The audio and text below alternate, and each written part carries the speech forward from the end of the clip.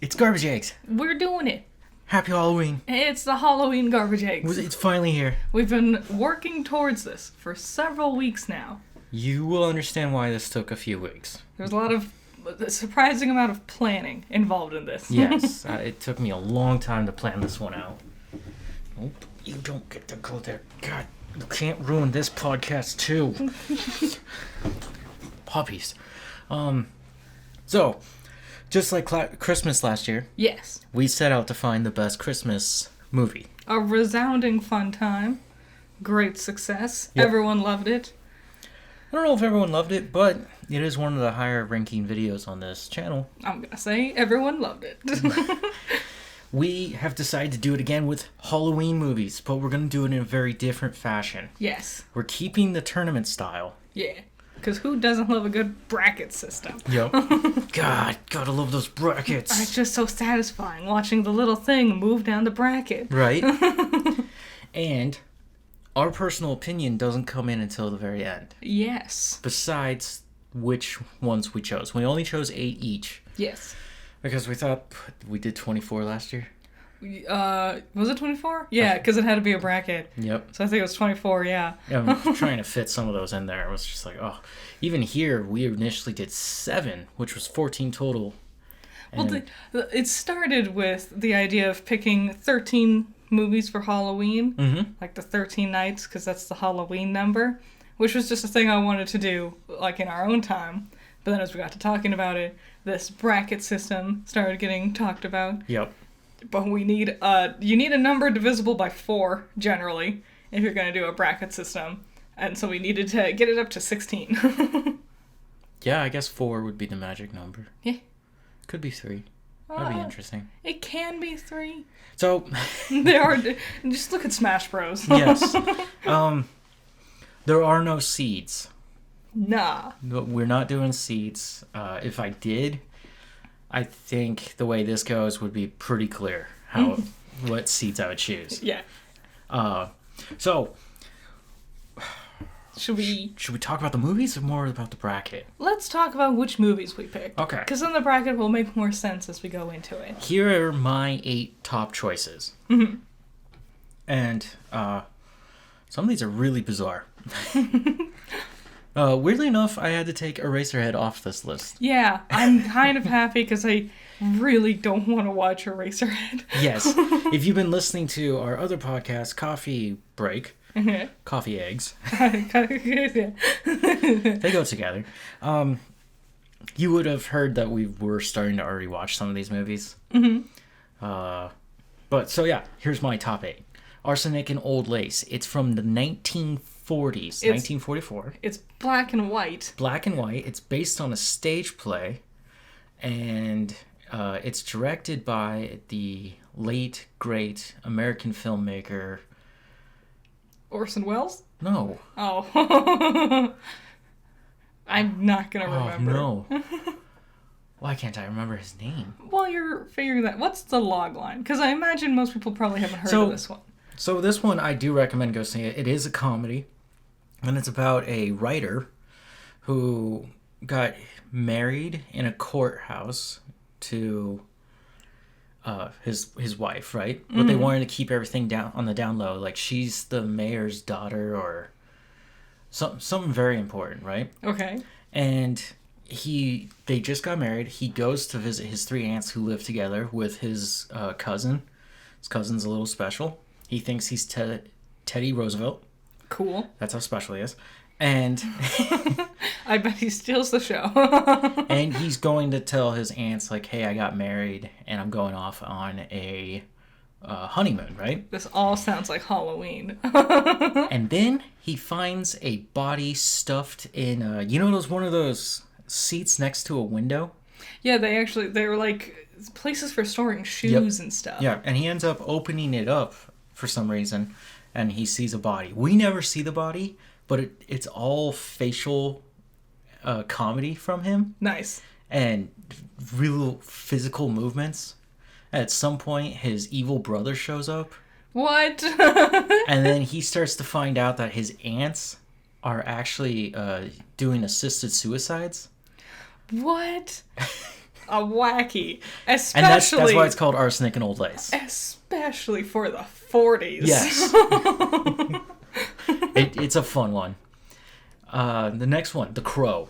The Crow, made in 1990s? And it's actually technically a comic book movie. Yes, it is. It's based on a comic book. The comic book's very different. I have the special edition of it. Nice. It's really sad. Both of them are really sad. It's sad. Everything surrounding The Crow is really sad. Yes. Which is crazy, because if you go in not knowing any of that and just watch, like, the movie, it's a fine time. You would never know just how much sadness... Well, it's not a... It's not a fun time. It's a murder revenge movie. Yes. Supernatural spirits. The main guy, The Crow... Eric Draven is his name. He was played by Brandon Lee. And this is the movie where Brandon Lee was accidentally shot on set and died. Yes. That's why they haven't done The Crow in a very long time. They're now going to reboot it somewhat soon. They talked about this for a while with Jason Momoa. They got Skarsgård, didn't they? Yep. Bill Skarsgård. He played Pennywise. Yep. And everyone's kind of like, all right... let's make sure nothing goes bad this time. Yeah, I'm sure everything will be just fine. It won't be like Rust. There's the lowest flying plane ever. Oh, geez, you can see it. Ooh. Wow. Okay, maybe it'll blow up. Anyways, The Crow. I like it. The story takes place on the 30th of Halloween, or October. Devil's Night. Which is called Devil's Night. Number 3, Dracula. Bram Stoker's Dracula, directed by Francis Ford Coppola, the 1992 version, starring Gary Oldman. Oh, that's not the name I would have gone with first. We'll get there. Anthony Hopkins. Just keep avoiding Winona that name. Ryder. Mm-hmm. And... Who doesn't love Winona Ryder? I love Winona Ryder. She's great. She's a treasure. Until she's shoplifting. And, oh God, what is his name? Keanu Reeves. The cat? Yes, Keanu Reeves is in there. He plays Jonathan Harkins. With the most... Harkins? With the most unique take on an accent. Yeah, they're supposed to be British, and that doesn't work out well. But Gary Oldman is fantastic. And Anthony Hopkins really sticks the landing. Isn't he Van Helsing? He is Van Helsing. Anthony Hopkins is also a treasure. He does no wrong. And the transformations. A lot of the effects are really good, especially for 92, which they had some decent stuff by that point. There's, at one point, a scary werewolf man. There's a scary bat boy. Yeah. There's a 70s looking Gary Oldman stalking Winona Ryder like a creep. Yeah. It's a long one, too. It is. It goes all over the place. Well, he adapted the book. Yes. Which also goes all over the place. Yes. And it was a really well adapted version of it. Mm-hmm. My 4th pick, The Lighthouse. Yeah. If you know me, I'm a huge fan of Roger Eggers. This one is not Halloween specific. Yep. I didn't want to put the witch in there because I always use the witch. The Lighthouse, I would say, is scarier because it's harder to understand. Even now. What has it been, like 4 years since that movie came out? Maybe 5, yeah. I still think about it every now and then, and I still don't fully get it. So, basically, Batman and Green Goblin are marooned on a lighthouse island, and Green Goblin is mentally just tormenting Batman. Though? And Batman decides to have sex with a mermaid. Yeah, it does happen. Kinda. And then they try to just kill each other for the rest of the movie. That's a great way of describing a lot of it, is ... That does happen, parentheses, kinda. and my favorite part is Monkey Pump. Yes. It makes sense if you watch it. Yeah, I'm not going to tell you what that was. The black and white is done masterfully in this one. It's also filmed in a aspect ratio of... 3:4? And you might think that is weird, and you might not be a fan of it, but it makes so much sense. It's so smart. It is. It makes you feel stuck. It's one of those movies, just like Arsenic and Old Lace, where even though it's lacking color, while you watch it, you're already taken in. Yes. You don't need color. You're fine without it. You don't. And it's harder to film for black and white than you might expect. Yes. It actually is. It's a lot of contrast. A lot of colors get real muddy if you just do basic black and white without further, like, contemplating how you're going to be doing it. Yep. Number 5, classic James Wan. I got 2 James Wan picks on here. I had to. The Conjuring 2 is the one I went with. The more fun one, I'm going to say. The more I watched The Conjuring... First of all, we'll never talk about that third one. That was just dog shit. Woof. Woof is very That's much all right. that dog shit. Yeah. Yeah. The Conjuring 2 really helps develop what The Conjuring built, and it's scarier somehow. It's enthralling. I was on the edge of my seat. The evidence for that paranormal investigation of the Warrens was pretty spot on in Wan's adaptation. He also takes liberties with certain things, like the nun. Of course. The Crooked Man. The Crooked Man was so cool. And it all begins in Amityville. Yeah. Just like how the first one began with... Annabelle, didn't Annabelle, yep. I would say the first one scared me more. The first one really... But also, I wasn't prepared for it. You just started playing it one day, and I was like, what are we watching? And then suddenly I was horrified, and we didn't finish it all the way, because I got too scared, you fell asleep, and I left for class. My 6th pick is Hocus Pocus, because I was born in the 90s. It's a classic. We talk about Hocus Pocus a lot. Yep. We've talked about it plenty already. You all If you don't know what Hocus Pocus is, you probably shouldn't be watching this. You should probably go watch Hocus Pocus. It's a fun time. It's a Disney movie. Cute, funny, memorable. I love that Max is just high the entire time. It's funny. I know we brought this up in the last episode of Coffee Break, but... I'm gonna be honest, I bet he wasn't the only one. Look at the Sanderson sisters. Yeah. They were doing something. Oh, they yeah. asked him to share. Number 7, Saw. James Wan again, but the first Saw. Yes. I've seen them all but 10 as of this point. Yes. We're gonna see 10 as soon as we can. I'll probably just go buy it on 4K. Probably. Finish off my collection. Oh, I still need Spiral. I thought you have Spiral. No, I only have Jigsaw. Oh well. I'll just have to update my whole collection again. Yeah. That would be my third box set. My third box set of it, yeah. The first Saw, many people consider it the best. It's a very brilliant film that really takes place in a bathroom. A lot of the iconic things about Saw are not present here. It's not overtly gory. Nope. It's more thriller than horror, I would say. They do that stupid spin move with the camera. They do, but that was all the rage back then. Yep. That was just a unique choice. And it is a violent film. It is violent. It is a horror movie. Yes. But it's done in a very unique way. You can see why everyone was like, yeah, this is different. Because it's not needless killing. Killing is distasteful. That's another thing. Like the villain, our mass murderer, our serial killer. Jigsaw. There's a reason behind it. And most movies, especially at the time, didn't bother fleshing out villains with real tangible motivation, other than something like blanketly, oh, they're evil. Yep. So, this is my last pick. Yes. Number 8. I think this one will go the distance. Yeah? I love this one. Ever since I was a kid, I saw it. It took Tim Burton years to make this. Yes. Johnny Depp's in it. Of course, if Tim Burton made it. You'll never guess who else is in it. Everybody else. The Corpse Bride. Yeah, it's a really good one. Stop motion, claymation, animation. Kids movie? It is a kids movie. It's fun because it's like that perfect level of just gross enough. Yep. You know, it's charming. It's a fun magical adventure. It's got its macabre elements, definitely. I'm glad, but they play with the macabre. You know, it's not gross rotting corpses. It's funny rotting corpses. Yeah. The worm inside of her head isn't gross. He's funny, and he has a funny little voice. The interesting thing about that is when Victor, the main character, is in the real world, everything's gray and dull, and people are mean and sick, nasty, and ugly. Yes. Rude. And then he passes on into the other realm. Yeah.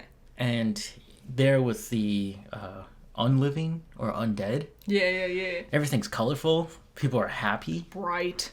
Fun. There's jokes. People move a lot more. Yep. There's dancing and songs. So it's a fun contrast that Tim Burton brought up. It's artistically great. Yep. Oh, with talking about Tim Burton, Nightmare Before Christmas has been omitted from this list. Yeah. Because we used it for Christmas. Yeah. So we gotta stretch out the categories a little bit. Yes. Well, now we're on to my picks. Yep. Let's find out. So first, I have Young Frankenstein. Boo. What do you mean, boo? It's not funny. What do you mean it's not funny? When was the last time you watched it? I hated that I did that. I do that sometimes too, and I'm like, I hate that. Now I'm just thinking about it. I haven't seen it in so long. Probably high school. Me as well. It's also been a very long time. Mm-hmm. But I just also generally think Gene Wilder is a very funny person. So I might just be remembering that Gene Wilder is funny. I don't remember the specifics of the funniness of Young Frankenstein. The last true Mel Gibson film I saw was Blazing Saddles. We watched History of the World Part 2. I don't think I'd count that one, even though he's in there. Yeah. I don't think he had much to do with the writing either.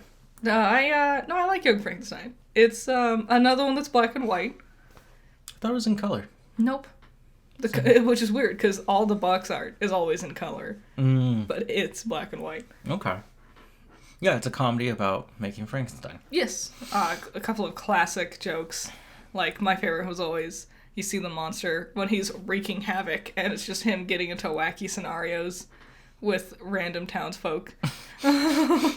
This also reintroduced Putting on the Ritz into the limelight for people. And then we wouldn't have gotten Taco's much more famous cover of Putting on the Ritz if this one didn't reintroduce the song back into the limelight. Ah, yes. Taco's new iteration of Putting on the Ritz. Very important stuff to know. It is to me. Okay. I'm just going to pretend I understood everything you said there. Do you not know Taco? Do you not know that song? Surely you do. We listened to it recently, I think. Okay. We'll talk about it later. Number 2, Amityville, specifically the 2005 one, starring Ryan Reynolds, surprisingly. Yes. And it's a great performance from him. You'll never be more terrified of Deadpool, Detective Pikachu, Green Lantern. Blade's buddy. Free guy. No, it's a great movie. Amityville. You're not going to say what it was? Say what was? So, this Amityville, there's many Amityvilles. What happened, if you don't know the story, I'm not going to tell you much of the story, but because of that happening and the Warrens going in to investigate and claiming that it is demonic, which is complete... I think it's complete lies. That's just where I stand on this one. Yeah. None of that makes any sense to me. For the fantastical sake of a movie, I'm willing to suspend my disbelief. Yes, for a movie. But in real life, this was a tragic event that did happen, and then some con artists tried to take over it. Which unfortunately is very common in the world of ghosts. Yes, and because of that, many people have tried to adapt and make sequel possession stories compared to the original true events that happened there. And because Amityville is not a trademark, it's an actual location, you can't trademark it. Really? Yes. Weird. Anybody, you, yourself, your cousin, I can go out in the yard and just go film Amityville 7. Nice. And you can't sue me on it. Cool. Nice. So yeah, this Amityville, the one you're talking about, the events have happened, and then a new family moves in the 70s. Yeah. And they have their stepdad, Ryan Reynolds. Yes. Who does become possessed by this demon. Yeah. And there's a really scary scene in there. They're just cutting wood. Chopping wood. They're just chopping wood for, like, a fireplace. and nothing happens, but damn is it scary. It's really scary. It's done so well. Ryan does amazingly. Like too well. Yeah. You can really see the haunt in his eyes. He looks like he's about to hit the kid. But it's a great movie. I loved it. My third pick, another black and white one. Yep. Werewolf by Night. Marvel. I think this is the most recent movie across our lists. Because this one came out last year. Oh, maybe your next one. Oh, yeah, you're probably right. But yeah, Werewolf by Night, Disney, Marvel. Yep. Based off another superhero. Black and white, a short one. I think it's not even classified as a movie. I think it's a feature. Yeah. And it's 50 minutes long, which, how do you define movies? Anything over, anything, because I was going to say anything over 30 minutes, but some episodes are like an hour and a half long. Yeah. So I guess, if it calls itself a movie, it's a movie. If it calls itself an episode, it's an episode. The second episode of Daryl Dixon, just to throw that in here, was like an hour and a half long. Yeah. It took 2 hours to broadcast it on television. It felt like a full-length movie. Yeah. That I just had like a 40-minute preview the week before, and then I got this it was amazing. But to me, I would consider that a movie. Mm-hmm. Like, there's a reason story-wise to make an episode that long. Mm-hmm. But if you can tell a complete story just like Werewolf by Night does, yeah, I would consider it after you get past that 45-minute length. Mm-hmm. Even if it's just 50 and you tell a complete story, I would consider that a movie. Yeah, and that's another thing. Yeah, I feel like it did not need to be any longer. Nope. Like stretching it out would not have added to the story in any way. I think it's a lot of fun. Mm-hmm. The characters are all really charming. There's not many that really get to talk or get characterization, but just instantly charming, fun characters. Great little time. Not scary, I will say, but good Halloween-y vibes. Watch the black and white one. The color one came out. Yeah, it took away too much. Yeah, it does not add anything by watching it in color. Just watch it in black and white. It was clearly intended to be that way. It's also one of those special things that Marvel did. Mm-hmm. That was like really good in the middle of this slump they're in. Yeah, they hardly ever step out of their box. And when they do, it's amazing. Yeah, so this is one of the best examples of that. Yep. Next, this one. You mean Secret Invasion? This one is probably the most recent one because I think it came out this year, where Werewolf by Night was last year. Yes. I think. It's Pearl. Pearl is the prequel but second part of a trilogy of movies. The third one is not out yet. Yep. The first one is X. Yep. Pearl is great, and it's so different because it's very, very bright and fully saturated and always bright colors. So X takes place in the 70s or 60s? Yeah, it's a very classic play on, slasher. Yes, and it was supposed to be a slasher film. Mm-hmm. Well, this one is 30s? 40s? 40s. Yeah, because they're in the war. Well, he was, and he came back at the end, but it's, like you said, vibrant, colorful. It's about a young woman exploring herself. Yeah, and she just... In the modern era, we would know that she has some sort of psychopathic something going on. Oh, yeah. Back then, no one knew or understood these things. Didn't care. They didn't, especially if you were a woman. Mm-hmm. No one really thought about that. And so there's obvious, huge red flags that something is going wrong with this girl emotionally and mentally, and there's just no one knew or cared. Yeah. And that came out maybe a couple months after X. Mm-hmm. And then the third one will be Maxine with 3 X's. Yeah. Which will continue the story of X. And they're all starring Mia Goth. Mia Goth. She's gonna be in the new Frankenstein. Oh yeah, with Andrew Garfield, Spider-Man. And Oscar Isaac, Moon Knight. Or Apocalypse. She's gonna be, I think, the Bride of Frankenstein is what she's gonna be. If I remember the article correctly, she could be his assistant. Frankenstein's assistant. I don't remember. I'm excited. She's a great actress. Okay. My next pick, we've talked about it on Coffee Break recently. Twitches. Mm-hmm. I remembered it being better than it actually is. It's not. It's cute. It's horrible. For a Disney classic, it's not really Halloween-y. It's more just generic fantasy. Yes. They just conveniently have it take place during Halloween. But never show off much Halloween stuff. Now, other than people being in costume, there is one thing. Like, the people are in costume, and one of them is, like, dressed up as a queen. And then there's the fantasy world, and there's an actual queen. And you see the one who's dressed up in a costume standing next to the real one. And the costume outfit is way better looking than the actual queen outfit. Mm-hmm. Like, the costuming department of the movie really goofed up. They did. It was crazy. Also, like, the casting of the age of the actresses. Yeah. There were 21 in the movie. And their mom is like a 22-year-old. And there's one of their stepmoms is like 5 years older than them. Yeah, but that's the thing. Like with Frasier, the guy who played his dad was like actually only 10 years older than him or something like that. Acting, casting choices. What's your next pick? It's Hotel Transylvania. Oh my god, you're picking all the good ones, man. I mostly picked this one because you had never seen it. Oh, I'm so glad I got to, too. But usually you like Adam Sandler stuff. I was hoping you would go with something more classic like Hubie Halloween. I hate that movie so much. Hotel Transylvania, a lot of people loved it. You know, It got 4 sequels for a reason. Yep. I think it's primarily a lot of people really thought Mavis was super hot. That was a big thing. His daughter? Yeah. Yeah, she's got the cute goth girl thing going on. I guess, yeah. When year did this one come out?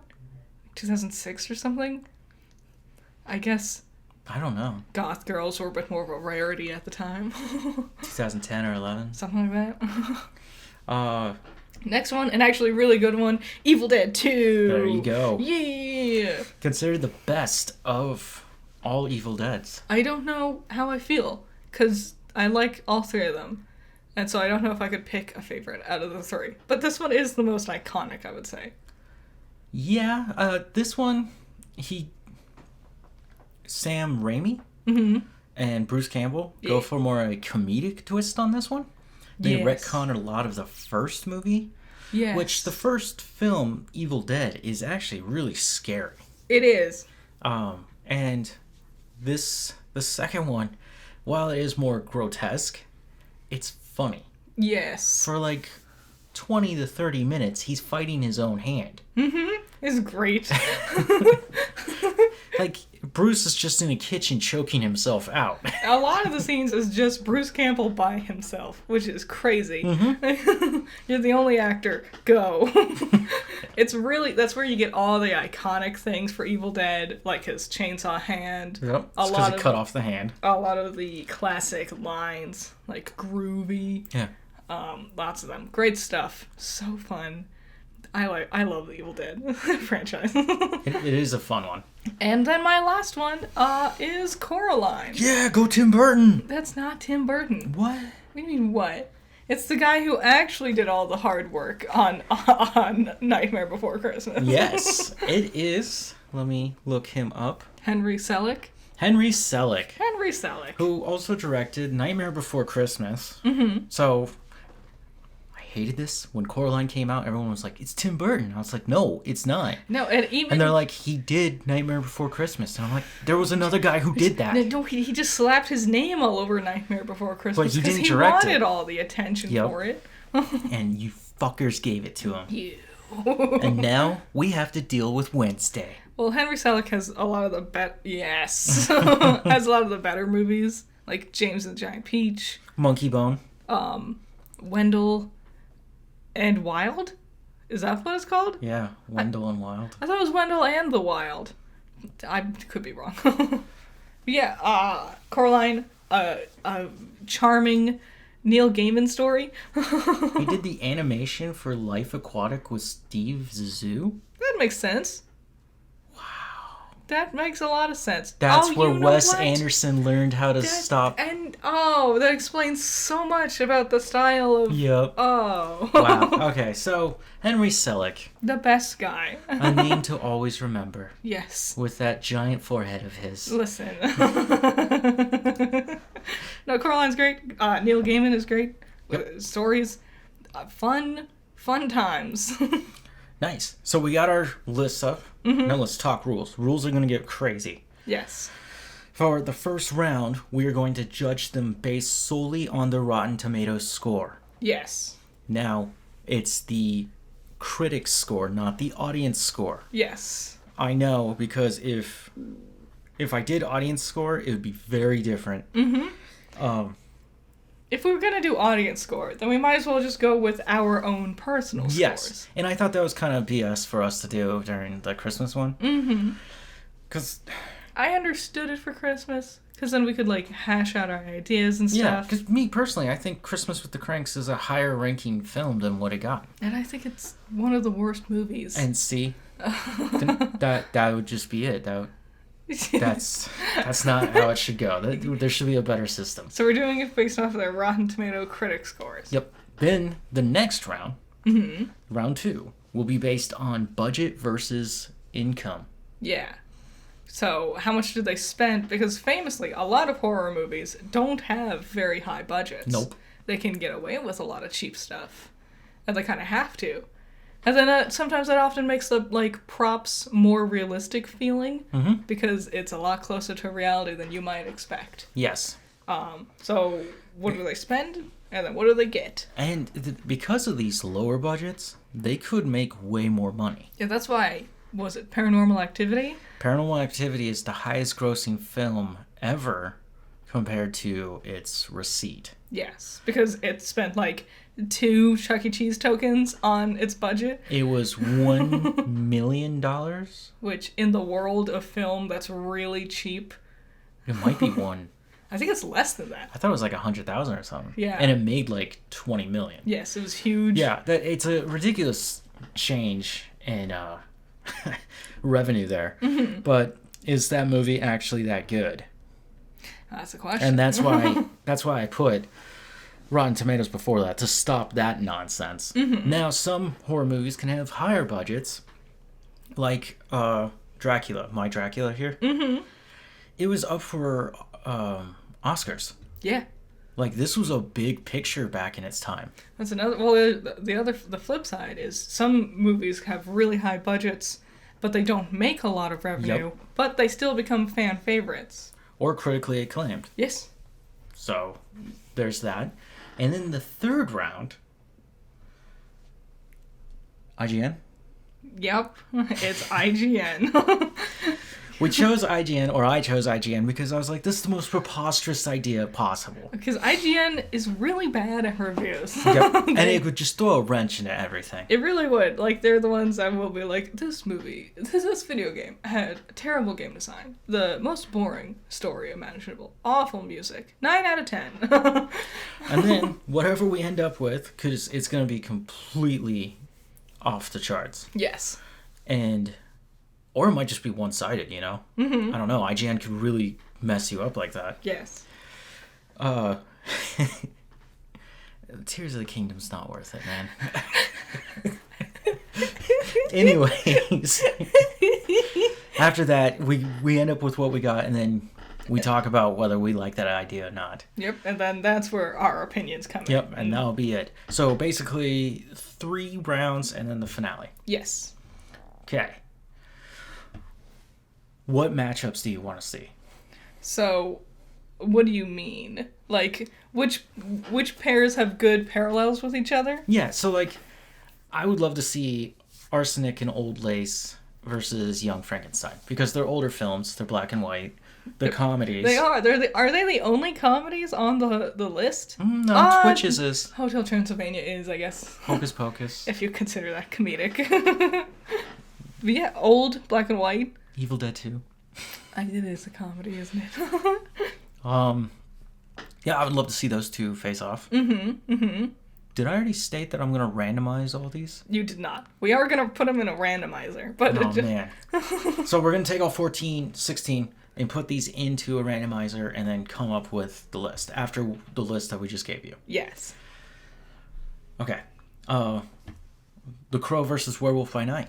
That would have been, yep, comic books. Yep. Both based on comic books? And also, no, well, they also both have fun animal themes to go along with their heroes. Another parallel. Their heroes both have very recognizable and unique face paint. I don't think I would consider the Crow a hero.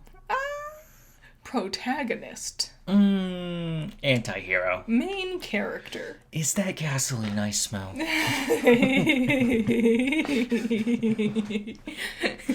I think about that too often.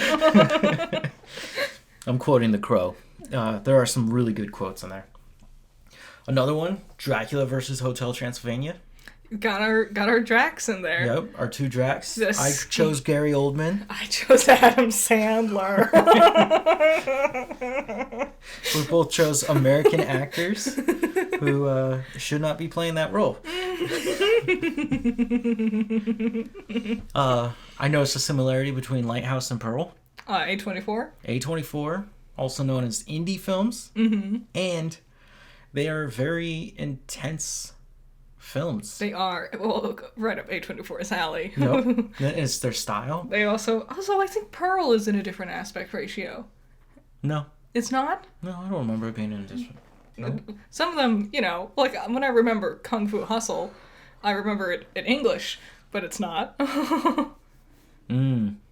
That's a mistake. Well, it's just because because your brain, you read the subtitles, and so you remember it in the language you speak, even though you know it's not actually spoken in that language. True.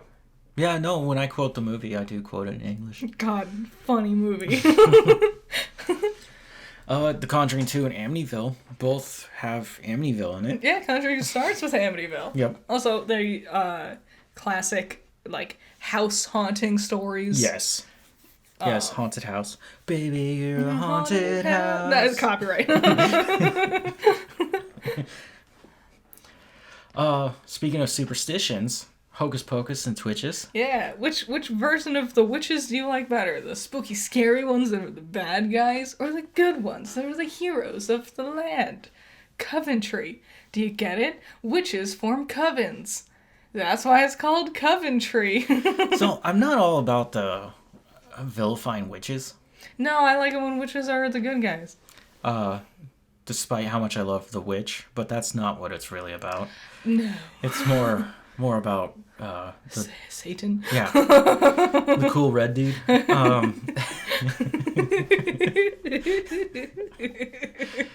But yeah, for Hocus Pocus to kind of play, it's really based on the folklore of Salem. Mm-hmm.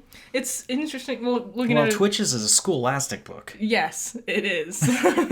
You can tell when you look at the logo. Oh yeah. It's like that had like a gem embedded in the book, oh, so you can touch lame. it. And, whoa. No, it's fun. When your witches are the villains, the spells they do are scary and crazy. When the witches are the heroes, the spells they learn are fun, and you get really excited when they get a new one. Yep. Saw and Evil Dead 2. Yep. Also Saw and The Conjuring 2, just because that's both James Wan. True, but I would say versus Evil Dead 2 is better because they're both like the more gory body mutilation type stories. They're franchises. They are. They all arguably got worse over time with the random reboots and stuff. I was not a fan of Evil Dead Rise. Yeah. It was when, I'll never forget this, we were like 15, 20 minutes into the movie, and I was like, why are we still in this apartment building? This doesn't look like a cabin in the woods. And you said, it's a high-rise. That's why it's called Evil Dead Rise. Yeah. It's a high-rise. And then my heart sank.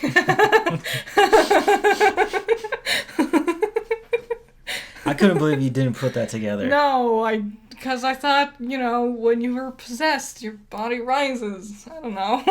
Well, yeah, they were playing off of it, but basically it's because it's in a high-rise building. I know.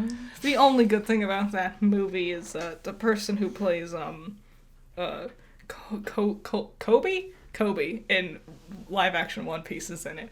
You talk about that show way more than me. I liked it a lot. Yeah, I liked it too, but not like that much. I watched it more than you. If you haven't seen it, go watch it. There's also a whole special episode of Coffee Break about it. Yes.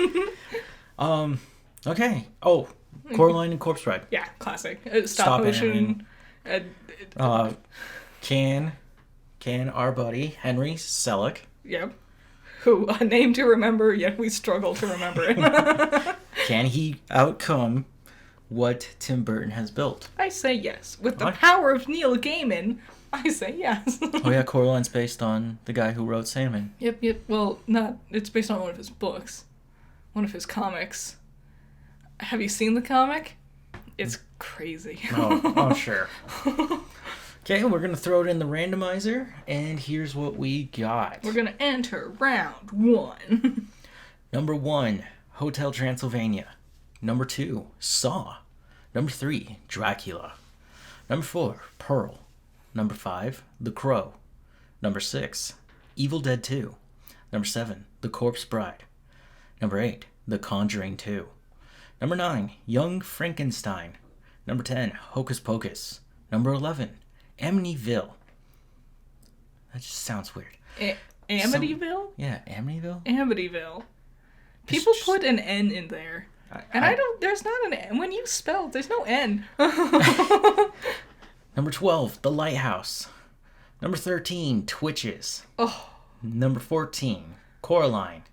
Number 15, Werewolf by Night. And number 16, Arsenic in Old Lace. There we go. All right. Let's move into the next round. Or the first round.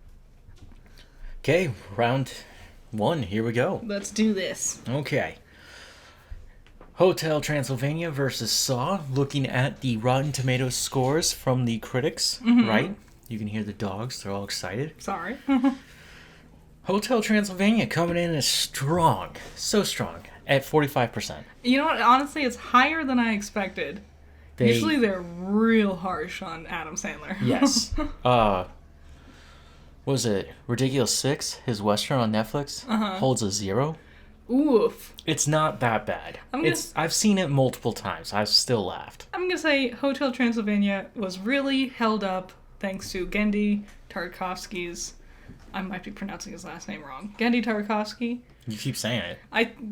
I'm pretty sure that's how you pronounce it. The guy who did Samurai Jack. And Dexter's Laboratory. His charming animation. And Primal. Probably. Yes. And Unicorn Warrior, I think is what it's called. The latest one he did. The charming animation style really helped a lot with Hotel Transylvania to be more than just Adam Sandler jokes. Yeah, and it had 3 sequels to it. True. Now up against Saw, its Rotten Tomatoes score is 50%. It's been panned critically as torture porn. The definition of polarizing. It came out during the time of Hostel, Eli Roth's Hostel, which was way gruesome and more gorier. Not fun. It was actually a really with a name disgusting. like Hostel, I would imagine. No, Hostel. That's what I said. Not hostile. Hostel. Oh. They are in a hostel, in a hostile situation. I see. Okay. Saw has spun off now 9 sequels. And 1 extra spin-off? Is Jigsaw and Spiral counted in that lineup? Yeah, I would say they're sequels. Cool. Yeah. So Saw won. Barely. By 5%. By 5%. The next, Dracula, 1992, okay? Considered the iconic Dracula movie. Is it?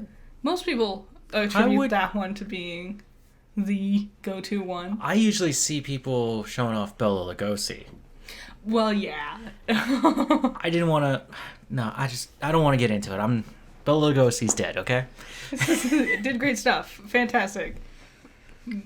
Color era. Yeah. No, this is a more better Dracula. Having skimmed through the book myself, it's more accurate.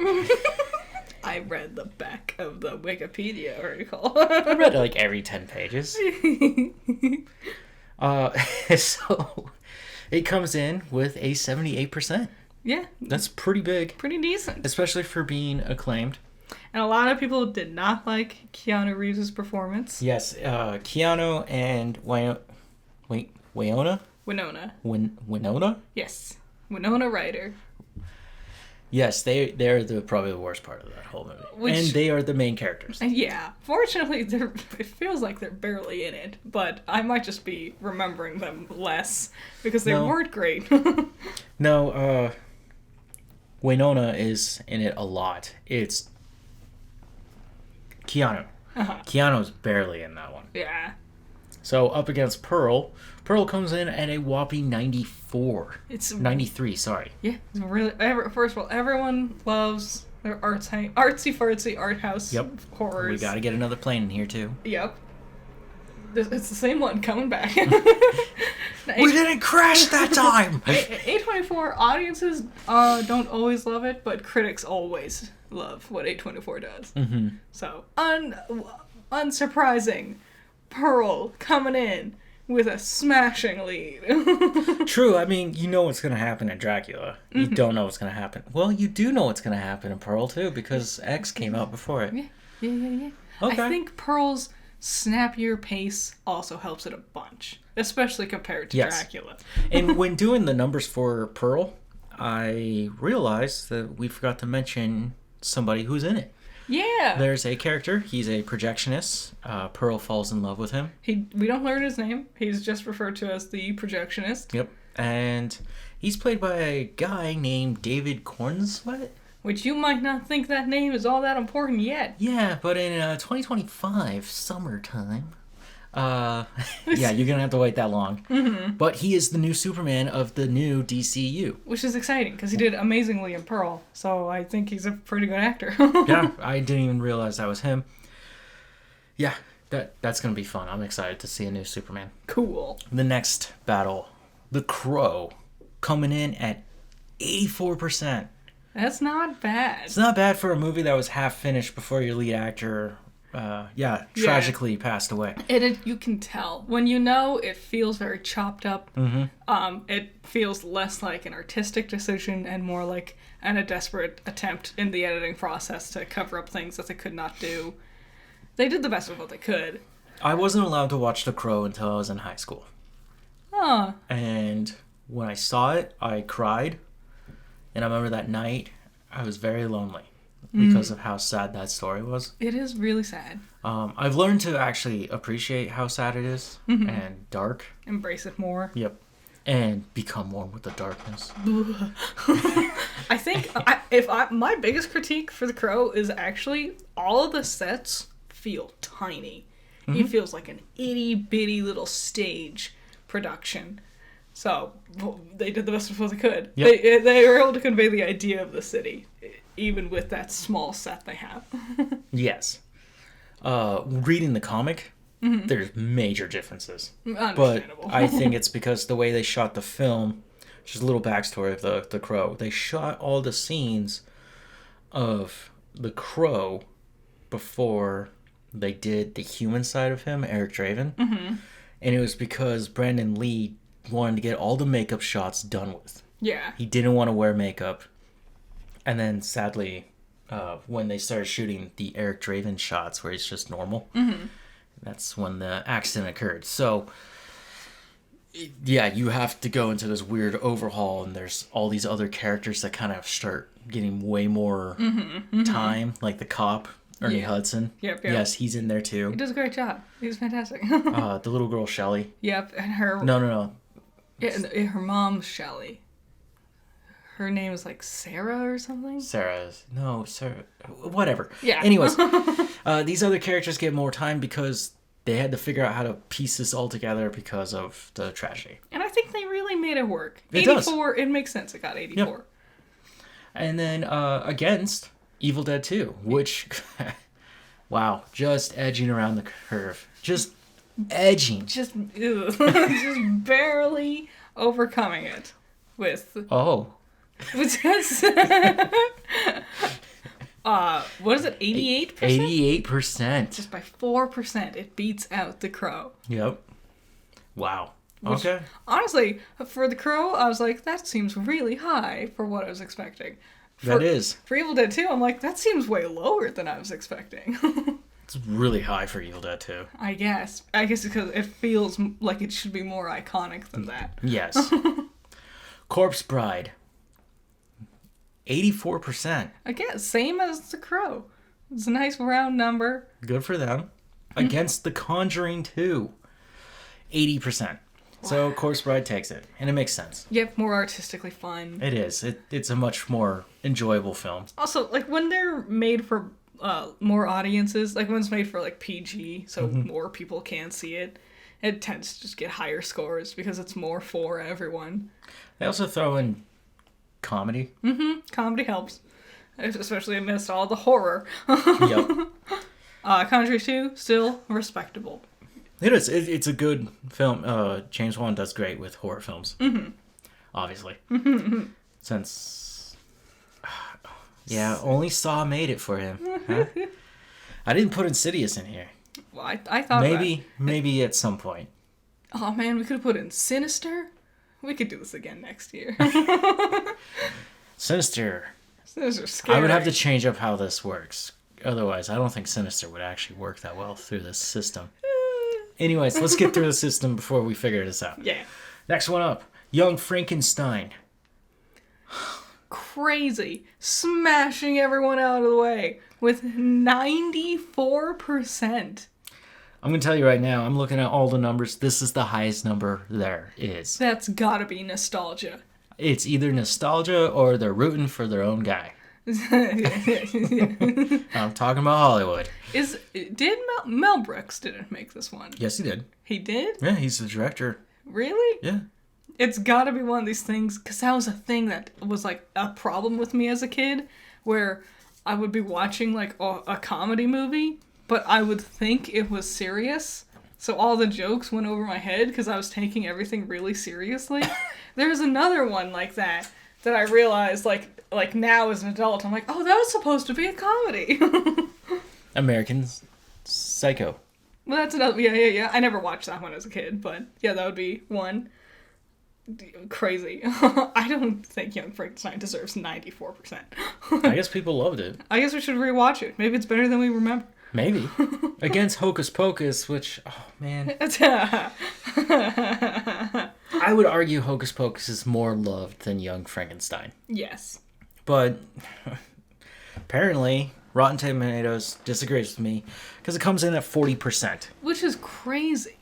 That's crazy. I was looking up. It's not that bad. It has a way higher audience score. It's like 84 or something. I would have gave that 40% easily to Hotel Transylvania. Yeah. Hocus Pocus was only... what could critics have not liked about it so much? The effects were decent. The story's good. It's a nice, charming Halloween movie. Bette Midler does fine. Everyone else does fine. Yeah. Someone had a real stick up their butt. Yeah, really. The weird thing is, the director of Hocus Pocus, I might be wrong, but I'm pretty sure, is also the director of High School Musical.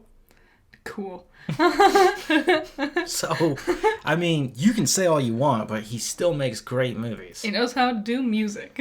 Yep. Amityville versus The Lighthouse. This one's crazy to me. This is the lowest score. Yep. For Amityville with only 24%. I know. How? How do you look at Ryan Reynolds and give him that? Okay. You know what, now that I think about it, the story around Ryan Reynolds was pretty stupid. Yeah, it's just your typical scary movie. It's There's nothing really going on there. It's when he finds, like, the demon blood basement, and, like, that doesn't even... that was a thing. And that doesn't even go anywhere. Like, it's just like, whoa, this place is weird. And it's like, yeah, it's weird, but like, you know, so there's, like, certain cupboards in the kitchen. Mm-hmm. I don't know. Maybe Ryan Reynolds was better than I expected. Going up against The Lighthouse, which got a whopping 90%. Yeah, it's so unfair. Yes, it's very unfair. That's apples to oranges right there. Or apples to rotten bananas. I know, you thought I would have said tomato.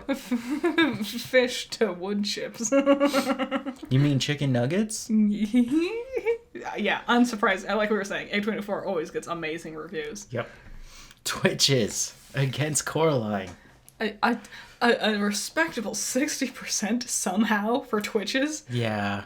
I don't know how Twitches got higher than Amityville and Hocus Pocus. It's not good. It's not even, like, in hindsight good. Those two characters. That's not enough to pull a whole movie. Yeah. Not even the effects were really amazing, even for Disney. It's a Disney movie. So Coraline comes in at 90%, knocking out Twitches. Unsurprising. Werewolf by Night versus Arsenic and Old Lace, the closest match we've had yet. Mm-hmm. Werewolf by Night at 89%. That's a pretty high. Against the classic and unforgotten masterpiece. Like, I was uncertain. Of Frank Capra, which I remember his name now. Nice. I wasn't even sure Rotten Tomatoes would have anything for Arsenic and Old Lace. I'm like, is it too old for their database? Would they not bother keeping that score around? Yep. They do have it. Yep, they do. Frank Capra, because I forgot his name earlier, I just wanted to talk a little about him.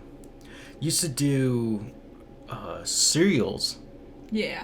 For not the things you eat, but the things you watch, little snippets before you go see your movie. And it was a pro-army for the war. Wow. He would actually, I think, sometimes go out there onto the battlefield with them and film them. Jesus.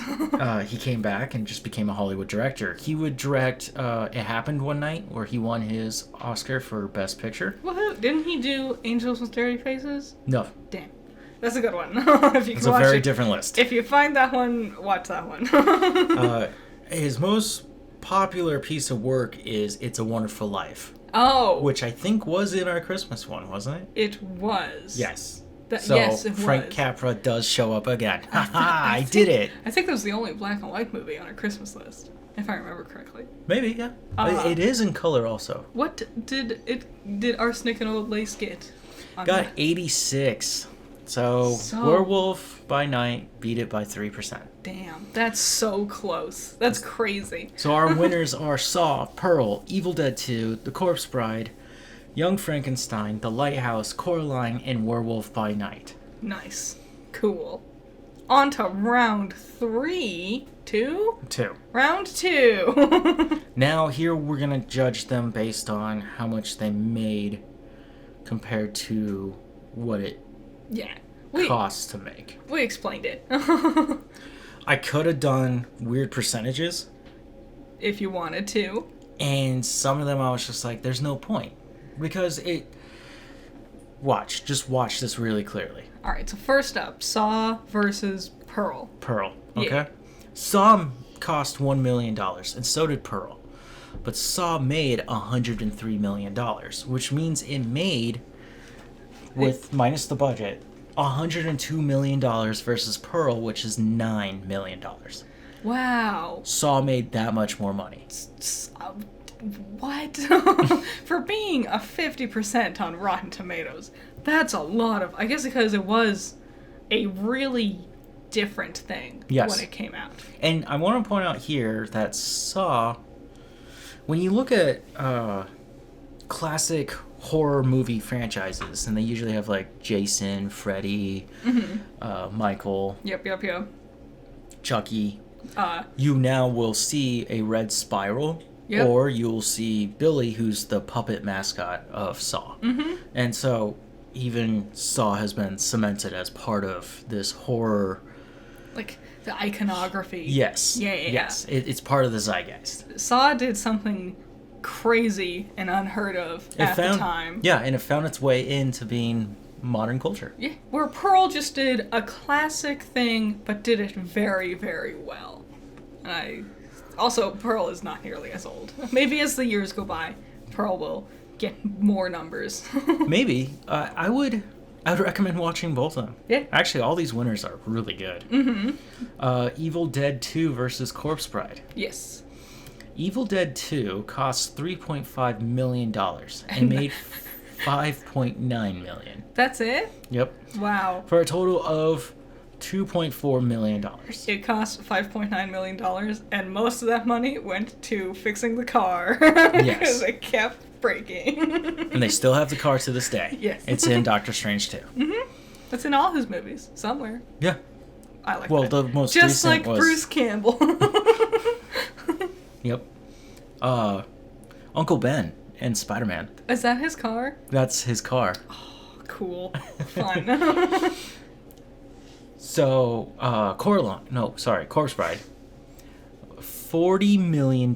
It took him years to make this thing. Yeah, stop motion, it's not a cheap and easy thing. Plus, everyone recorded their lines like 3 years before it was released. Yeah. That's why Johnny sounds so young. Yes.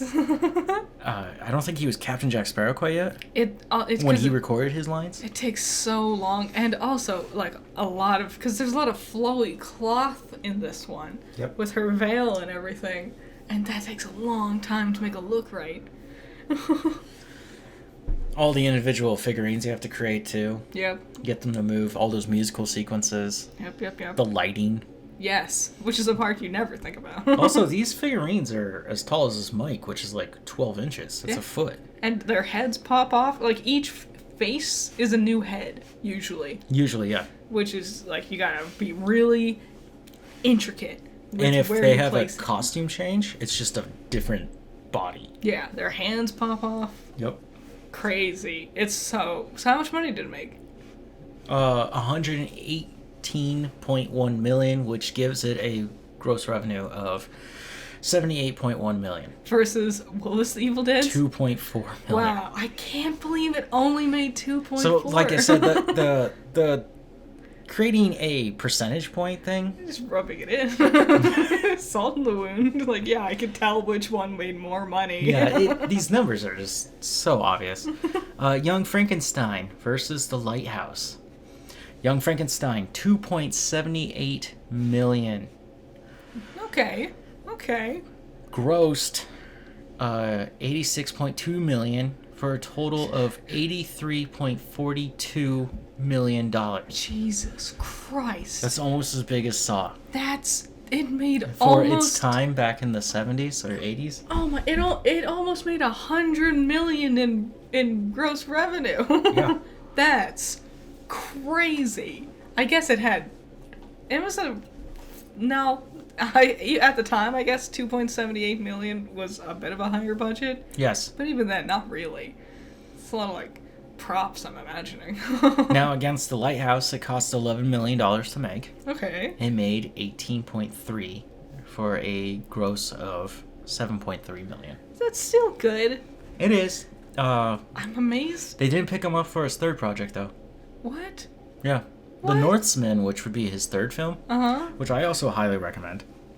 Yes, all of his films. Roger all Eggers three is amazing.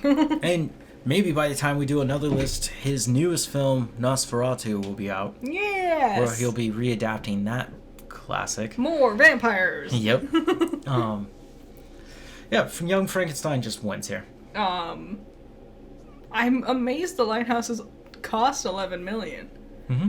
I can't imagine where that money went. There's not many effects. It's probably getting the actors. It was probably getting the location. Oh yeah, they did shoot on location. And I think they had to film everything like within a couple of weeks because the tide was going to change. So they had to get it all right away. That or would something suck. like that. Yeah. Next up and last, Coraline versus Werewolf by Night. Coraline cost $60 million. Yep, stop motion is really expensive. Made $124.6 million for a total of $64.6 million. Woo! That's great. Werewolf by Night has no numbers. Nope. I tried to look for them, could not, because it's considered a TV special. They did not release that. Also, like, lots of time, like, you don't have to technically release any of these numbers. Nope. And we're in the streaming age where they really don't always release numbers. Yeah, like, it's weird. Because also it's hard to really know, because how do you measure that? Based off of how many people watched it and who has the subscription service? Because that's a weird way to measure it. Yep. Also, how many people are watching? Also, how many people watched it multiple times? Mm-hmm. You can't really measure that. And because Werewolf by Night has no numbers, we went to Arsenic and Old Lace. Okay? Arsenic and Old Lace, for its time, cost a lot of money. $1.2 million. It's crazy that counts as a lot of money. And well, that's 1944. It was only 1944. I also chose not to do inflation because we just... No, it's a podcast to have fun, guys. Yeah. If you want to do the inflation thing, you can do it in the comments. And when it was released, it made $4.8 million for a total of 3.6. Nice. So Coraline beats it. Yes. And I feel like Coraline would have probably beat Werewolf by Night if we could have gotten its numbers anyway. Because it made $64.6 million. That's a lot. Probably could have. Yep. So, round 3? 2? Yeah, round 3. Round 3. IGN decides. Okay, Saw versus The Corpse Bride. IGN gave Saw a 9 out of 10. Wow. Very different from Rotten Tomatoes. Mm-hmm. Wow. Wow, they gave Corpse Bride a 6 out of 10. Really? Yep. Why? I don't know. Weird. At this time, they would have been just a magazine you bought at GameStop. That's so weird. Well, hooray for Saw! Saw goes into the final round.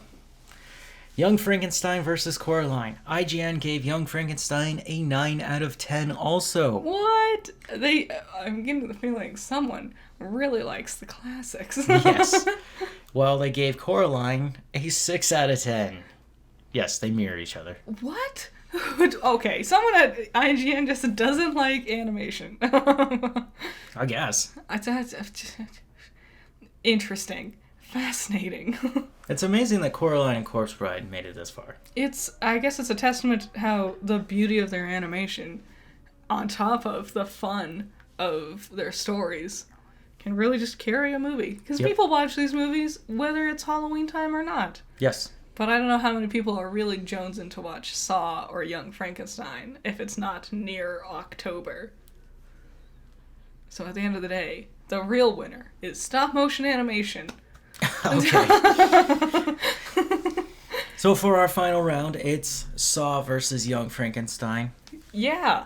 Which is interesting. Saw has 10 sequels. Young Frankenstein has 0, but is considered part of the monster universe, which has a plethora of sequels. It's weird because Young Frankenstein is technically a parody movie. Yes. That's why it's called Young Frankenstein. Mm-hmm. But it's also, like, most people's go-to movie when they think about the story of Frankenstein's monster. Mm-hmm. And I think it's because... It's more palatable. Not many people have attempted to do Frankenstein's monster in a good way since. Yes. There was, what was that one? I, Frankenstein, which I didn't watch. It looked bad. The version of Frankenstein from Van Helsing, starring Hugh Jackman. Huge Jacked Man, which was fun, but it's not a true rendition of Frankenstein. No. So it makes sense that Young Frankenstein is the more iconic one. But compared to Saw... I'm going to say I think Saw's the better movie. I agree. I think there's a reason why there are so many sequels, why it's became so modern. Mm-hmm. Even, when did the 7th and final chapter, as they called it? Was it like 2007? No. I think it's 2010, 2011. Something like that? 2012, maybe? No. The one where the blood was pink. Yep. But even then, they ended it there, and here, a decade later, they're still making them. I think it's slowly. I think it's a testament that we have rewatched Saw, all of them, or just even individual ones, multiple times. Mm-hmm. The last time either of us watched Young Frankenstein was when we were still, like, kids. Yeah, living at home before leaving high school. Yeah, so I'm going to throw up a poll, see what you guys would think was going to win, or what your favorite would. You can also write in. To me, I think it's very clear. Saw won. Yes. I think Saw is more interesting to discuss. Yep. We get an interesting dilemma of morality and karma. And I remember, as a kid, going into the theaters to watch Saw illegally, because I was not old enough to watch it. Naughty boy. They had this tagline on their posters. If it's Halloween, it must be Saw. Yes. A classic. An iconic. I never forgot it because it's so dumb. Mm-hmm. And they had it every year, too. Yep. And also, Young Frankenstein is good, but let's be honest, it's not a very good actual adaptation of Mary Shelley's Frankenstein. No, it's not. It may be funny and maybe like unique, but as for a Halloween movie, he doesn't even marry his cousin, which is what he does. No, it was his sister. We're gonna move on from that. They weren't blood related. Like, he was adopted. It was still weird, though. You're just making it weirder. Well, I think it was supposed to be weird. Okay. Well, if this is your first time checking out Garbage Eggs, there's other Garbage Eggs and more to come. Mm-hmm. There's also a weekly podcast, or we try to make it a weekly podcast, Coffee Break. We just reached 100 episodes. We did. We would love to hear your thoughts about any of the movies we talked about. I hope you guys have a great Halloween. Oh, do you have anything going on? No, just still doing my daily Ruby reviews. Nice. It's been fun. It's been a fun time. I think I've also been talking about the Digital Circus. So if you're watching this, there's odds are I have one or two things about Digital Circus on my channel. Nice. So fun. What about you? You got anything fun going on? I'm gonna crank out a few more Garbage Eggs throughout the year. I'm thinking of another Power On. Ooh. Not too sure yet, but it will be during more of the holiday season. Nice. History of Resident Evil Part 2. Yeah. A year in the making. And I should say the next Garbage Eggs before that will actually, the one that's taken me forever, is The Legend of the Skinwalker. Ooh. You've been working on this one for so long. I know. There's a lot of information and I'm trying to get it right. Especially for something that is very touchy. Yes. Culturally. I think it's important to get it all right. Yes. So, exciting stuff. There you go. I hope you guys have a great and safe Halloween. Yes. I know this comes out on the weekend before Halloween, because Halloween's on a Tuesday this year. Yeah, it's a terrible day for Halloween, isn't it? It's a great time to celebrate Satan. Kids, yes. Kids aren't going to be able to stay up late because, you got school tomorrow. Yep. So all your parties are going to happen this weekend, so be safe. Mm-hmm. Stay safe. Don't make any crazy decisions. Drink your water. Water's for losers. Stay safe. Stay safe. Bye-bye. Bye.